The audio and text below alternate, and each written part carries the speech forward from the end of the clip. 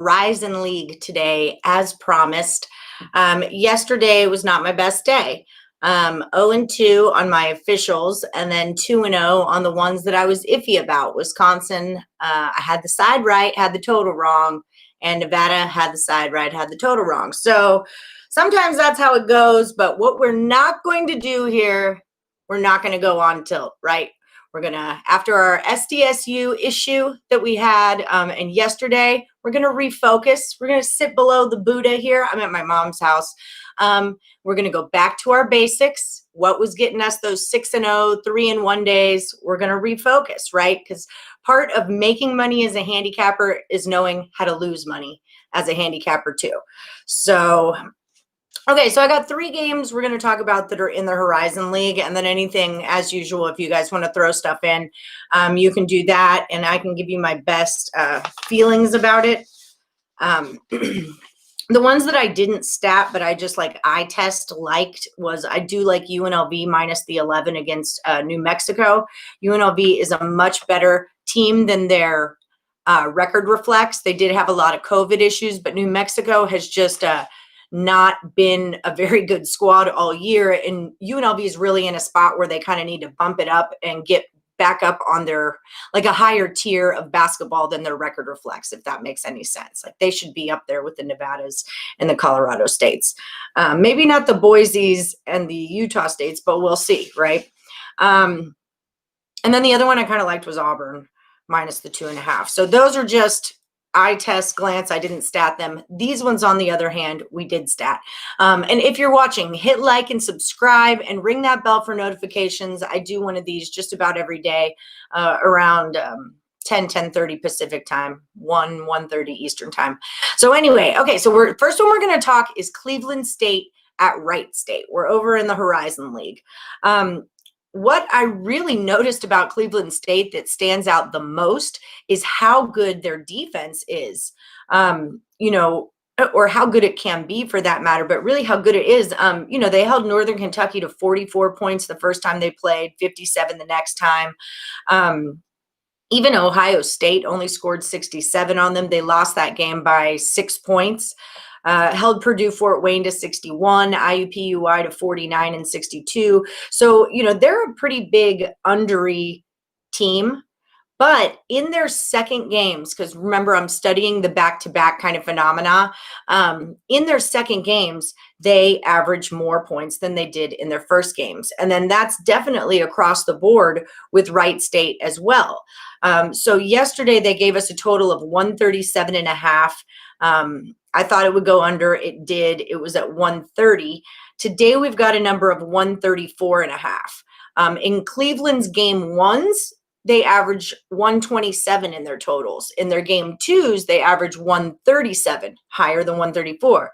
Wright State, 143 in their first games, goes to 156 in their second games, right? Higher than 134. So I like Cleveland State at Wright State over this 134. And I know it's kind of contradictory of what I said about how good Cleveland's defense is, but this is their numbers that I'm averaging out. And also, Wright State was a 9.5 point favorite in that game. They lost it outright by 2. I'm going to be honest. I do like Cleveland State plus the 8 points here. I don't think Wright kind of knew what was coming, but this is just, they're going to, hey, how's it going, Mario? How's it going, Jeff? They're just going to kind of rally. I feel like Wright State will win the game, but I don't think they'll cover the 8 points. And just to attest to that defense again, Wright State had a better field goal percentage. It was 7 percentage points higher than Cleveland's. They just shot way less shots. They only took 45 shots, whereas Cleveland took 63 shots. Their 3-point percentage was higher by 6%. Their free throw percentage was higher by 5, so they rebounded 37-31. They had 8 blocks to Cleveland State 0. So really they played the better game, had the better stats, but just because of the way that Cleveland reduced their ability to score, is what won that game for them. So I expect that Wright is going to come back with a bit of a vengeance. It's kind of a pattern in the second game of these, that the home team who loses in the first game almost always wins in the second. And a lot of times they cover, but I just don't feel like this is the cover spot for them. Also, I feel like it could go into overtime, which is another reason why I like it over. And I'm going to take Cleveland plus the 8 points to get it done on the road. So that's that one. And then the IUPUI is going to play Northern Kentucky. IUPUI hasn't played a lot of games this season. They've only played 5, and then the one against Northern Kentucky last night was 6, right? Northern Kentucky, on the other hand, has played 12 games this season. So they've got more experience. But I really kind of feel like IUPUI is the better school here. We just haven't seen that much of them. They did well against Cleveland State, who I think is a real tough team. We just talked about them. 65, they lost 65-62 to Cleveland State. They did kind of get beat up by Milwaukee. Northern Kentucky tends to score less than in their game twos, and so does IUPUI. In their, God, my numbers are all over the place. So in Northern Kentucky's game ones, they're scoring 143. In the game twos, the totals are coming down to 134. IUPUI is the same way. On the road, they've only played one home game, or one on the road, they played one home game, because that's how that works. Okay. On the road, they've only played one second game, and that total, it was 164 in game 1. Now it's 134 in game 2 against Milwaukee, 127 against Cleveland State, 108 in the next one. So my point here is that yesterday the line was set at 142. I thought it would go under. It went over 1 to 143, and we've got the same number today, 142. I'm going to take that under. And then as far as the side went on this one, I really am just not sure. Again, the home teams do tend to come back and win. And that is kind of part of it. But I really kind of do feel like IUPUI is the better school here. If I was going to do something, I would take probably +7. Like if it was a +3, I wouldn't be on it. I would say Northern Kentucky's your play there. Even a +4, Northern Kentucky. But I don't know. 7 just seems like a lot for these in-conference, business that's going on. There's a lot of tape to watch on Northern Kentucky. So yeah, I would take the 7 there. We can make it official. And again, I like it under, they only shot field goal percentage in game 1. IUPUI took 58 shots. Northern Kentucky took 53 shots. So if you look at it that way also, they don't shoot the ball a whole ton of times. Most of the time, like they're shooting in the 60s. That's kind of where you got to be at to win games. Okay, so all right. Hey, guys, welcome to the chat. Jeff Bradley says UAB was easy yesterday and should be again today. I didn't look at them. I was kind of just enveloped in this Horizon League because, like I said, I want to fix my record. Basically, I had 2 bumpy days in a row. So like I said, now it's time to zen back into things and go with what you know, right? So the one we didn't talk about was Purdue Fort Wayne. And if you're just joining, I didn't stat them, but I tested them. I like UNLV minus the 11 today. I like Auburn minus the 2.5. I liked Northern Kentucky to go under. I like 7 with IUPUI. I like 8 with Cleveland, and I like that over a whole lot. That might be my best play just because the stats are so on it and because Wright State lost. But and I think an overtime is possible. So I like it over the 134. So now let's go to Purdue Fort Wayne at Milwaukee. Remember that from Wayne's World, Alice Cooper? The Indians used to call it Milwaukee. Okay, so in the last game, Milwaukee was the 3.5-point favorite. They lost the game by 9. The total was at 159.5. I kind of, based on the total averages, liked that to go under. It went over to 152. I didn't bet on these yesterday. I was just kind of making guesses because I knew I was going to do this show today. So I was just kind of seeing where I was at on that. And I did like Fort Wayne plus the 3.5. So that would have cashed had I bet it. Really, Purdue Fort Wayne's strength in this game. They shot 53% from field goal range, had 44 rebounds to Milwaukee's 29. But they had 21 turnovers to Milwaukee's 8. So that is kind of crazy. And Milwaukee took a significant amount more shots. They shot 67 compared to 58 from field goal, 29 compared to 20 from 3-point. But Purdue Fort Wayne had, like I said, more turnovers, more defensive rebounds and rebounds. So stat wise, I'm not going to say what I was just going to say. So today we have Milwaukee -2 at home. Now this is that situation that I keep talking about where I'm like, when the favorite loses at home in the first game, they usually bounce back in the second game. So I would go with the -2 here for Milwaukee. I'll throw that out there. But I think it's going to go under the 150 this time. I really do. Purdue Fort Wayne's total average stays the same, 155. That's why this total is so freaking high. Milwaukee's actually drops in its game too, from a 143 to a 135.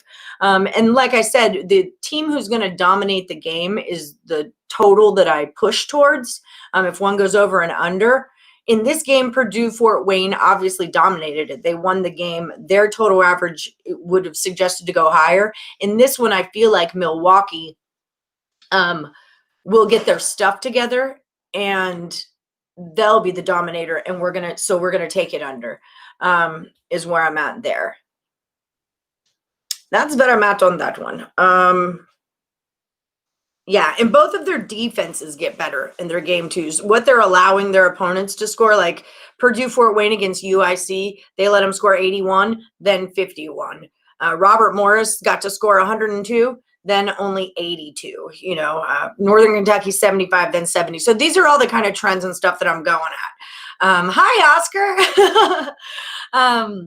Nice to meet you finally. He said he's finally catching me live. Okay, so those are my Horizon League picks for you guys. And then so yesterday, y'all made me curious about Liberty. Remember, you were asking about Liberty and Stetson. And this is just like this game. I was curious because as I was glancing through and noticing D2s, I noticed that what's their butts? Liberty has scored, their stats are completely skewed. And this is the way that I do my handicapping is I really kind of look for what's off and what's going on in their, what's making your record look the way it is, right? So when I glanced at Liberty for you guys yesterday, I said, there's no way that their defense is as good as 59 points, right? Because 3 D2s plus an Alcorn State, a Kennesaw State, a South Carolina State. This is dropping them like crazy, 73 to 26 to a D2, 91 to 38. So what I did, long story short, I renegotiated these stats, right? And so this actually provided a perfect example for me to explain what I'm talking about. Because on the flip side of this game, we have Stetson, who's played 2 very good schools in Miami and in Florida. Right? So those are also stats that we're going to pull out on their side, including their D2s, because we have to keep it fair. So when you do that and you kind of even them out and you're trying to get down to what's your true number here. So the book is saying that Liberty scores 75 points a game and gives up 59, right? Now, when we take out the D2s, that goes to from 75 to 71, 59 to 62. Now, when you take out the D2s and the smalls, right? Kennesaw State, 76 to 47. That's not indicative of what this game is going to look like. Alcorn, 108 to 65. That's not what this game is going to look at. So we pull that out. It brings Liberty down to 69 points a game, and they give up 65. So now we've dropped from 75 to 69 and 59 to 65, right? Changes it. So then we look at Stetson, right? 68 to 70 is what the book says. So they're a little bit underwater if you're looking at their numbers. We take out that D2. Now we've got 64. They score a little less, and they give up one more at 71. Now you take out Florida and Miami, right, who are way better schools than Liberty is, and that they lost 82 to 60 and 86 to 40. That's not what this game is going to look like. Now we take it out, and what do we get? 69 to 67. And that's the exact same numbers that I get for Liberty. Well, not exact, sorry, 69, 69. Liberty gives up two less, 65 to 67. So now these guys are like on a way much equal playing field, and we can see where taking plus 10 with Stetson yesterday was a great idea, especially them being at home. And then like if they were at home, I would do the old, add 2 points, give them 2 points to, for a little bit of home cooking, maybe give them a third one because this is a back-to-back and they slept in their own house, in their own bed last night. So really now it's looking more like Stetson -3 or -2, right? So I'm just saying, when you look at the numbers that way and take out what you don't feel counts, or the fluky games and stuff like that, okay, then these are much more even of teams. I will say, though, what I do know about them, Liberty is a lot better in their second games, and Stetson is a bit worse in their second game. So there's that. They both score less in their second games because their defenses seem to both step up a bit. Liberty's game 1, game 2, 147 to 116. Stetson's 163 to 122. So I might be looking at this game. Yesterday it came in at 124. For some reason, of course, I don't have the line ready. Oh, this is the first time I've been to covers this whole time. But I would kind of look for it to go under. I just need to know what that number is so I can tell you guys the right thing to do. But yeah, so just for your own handicapping good, and just to explain my process to you a little bit, because that game worked out so well, just for how my stats go, that's what I'm kind of digging on that one right there. I can't find it. There's so many games today. It might take me all day. Here we go. UAB at Charlotte, we were saying. So -2 at UAB in Charlotte, our friend in the chat said was a good play. Yeah, there's too many. I'm going to be doing this all dang day. Oh, here they are. Okay, 132.5. It came in at 124. Both of them score less points in their second game. Their defenses step up. So like I said, I would kind of look for that to lean under. But even more, I like Stetson plus the 8 points there. Liberty's good, don't get me wrong, but I think Stetson is really good too. So 8 points is a good number. It's a lot. It's a lot. Eastern Kentucky at Eastern Illinois. Going back to fading Washington and New Mexico.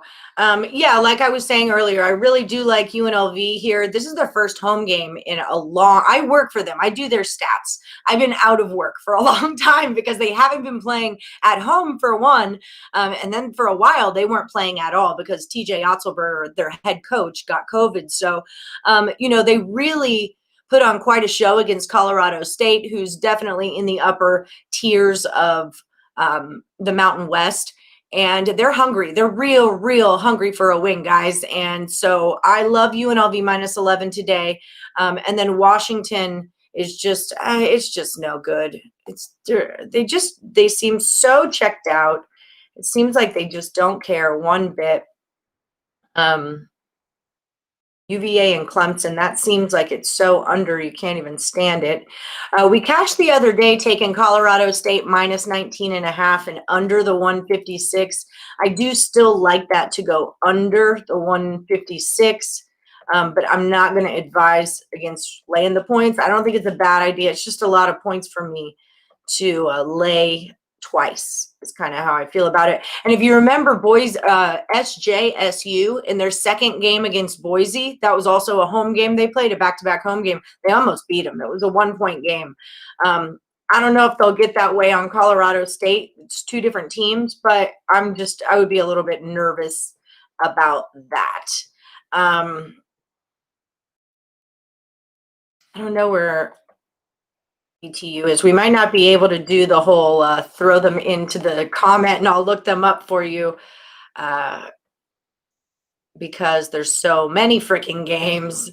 Yeah, so many games. Well, that's why I wanted to give you 3 from the horizon that I felt really strong about. Auburn was the other one that I kind of like. Darren says that Eastern Kentucky wins. Bill McDonald says Creighton's going to roll 2.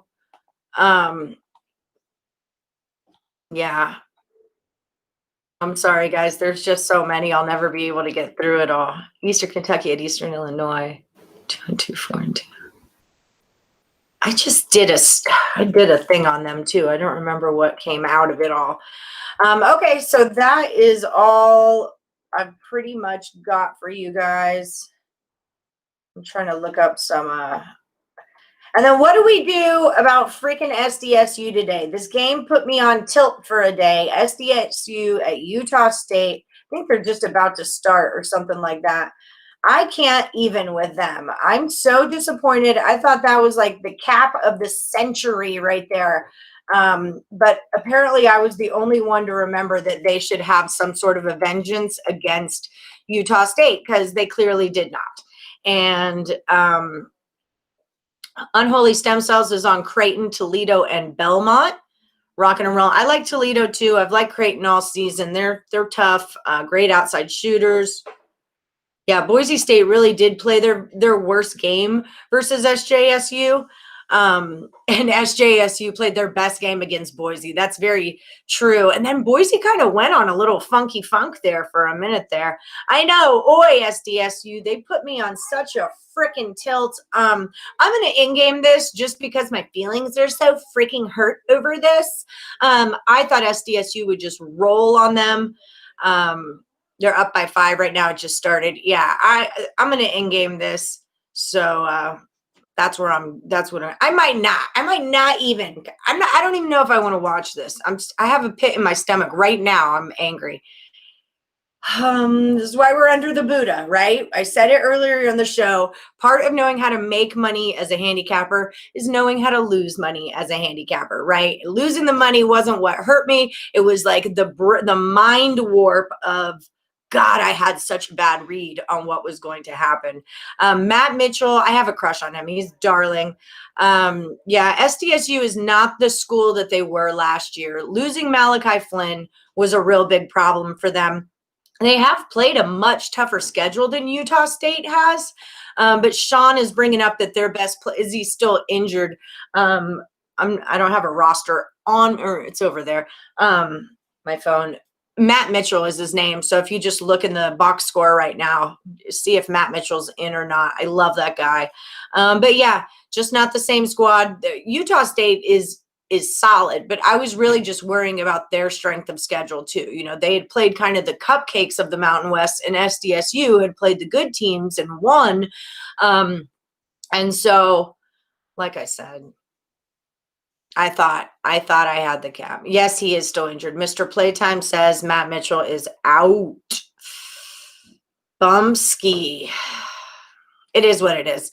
Yeah, see, I didn't feel as strongly about the play in the second game because if you were going to come out with this Mountain West vengeance, you took away our perfect season. You took the Mountain West tournament away from us when you beat us last year.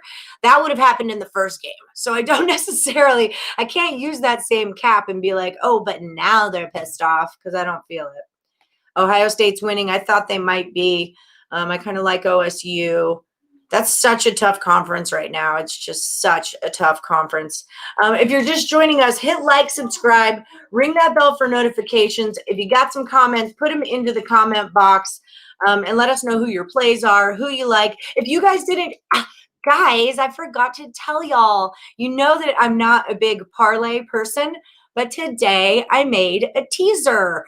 And Kurt Alexander's always telling me to do that.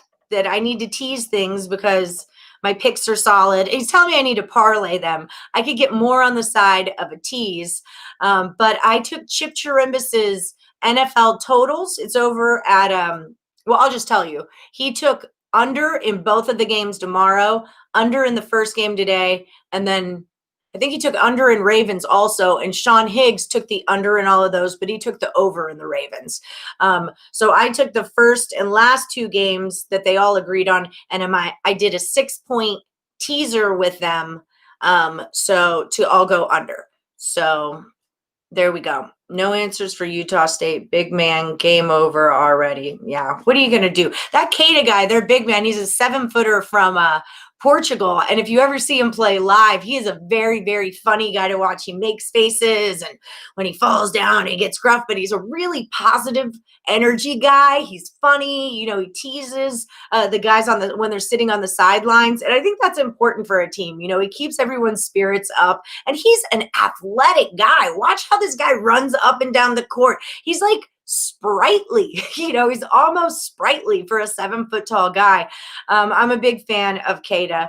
And you know, they're just a really good team. I like Utah State. I have nothing bad. And you guys have heard me. We've cashed on them a few times this season already. It was really just that SDSU factor. You know, the SDSU is not my team or anything like that.